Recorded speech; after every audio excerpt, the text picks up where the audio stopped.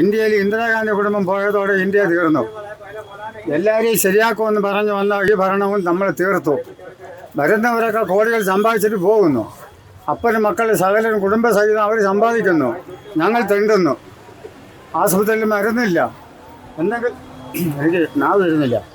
എന്തെങ്കിലും പറയാൻ പോയാൽ വീട് പോയി ചേരാൻ പറ്റത്തില്ല. ഉണ്ടായി ശ്രമിച്ച് കൊല്ലും. പോലീസെല്ലാം അവരുടെ കൈവശം.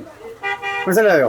എല്ലാവരെയും ശരിയാക്കുമെന്ന് പറഞ്ഞു വന്ന സർക്കാരെ ഇവർ 2500 പെൻഷൻ കൊടുക്കാമെന്ന് പറഞ്ഞു. 1600 കൊടുക്കാൻ പോലും അവർക്ക് പോക്കില്ല. ഞങ്ങളെ കൊന്ന് പിടിഞ്ഞെടുക്കുന്നു.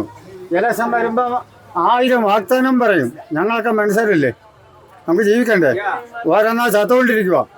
പെൻഷനെ വിശ്വസിച്ച് ജീവിച്ചവർ. എൻ്റെ മോക്ക് 26,000 രൂപ ക്ഷേമനിധിയിൽ നിന്ന് കൊടുക്കണം, പെൻഷൻ അനുകൂല്യം.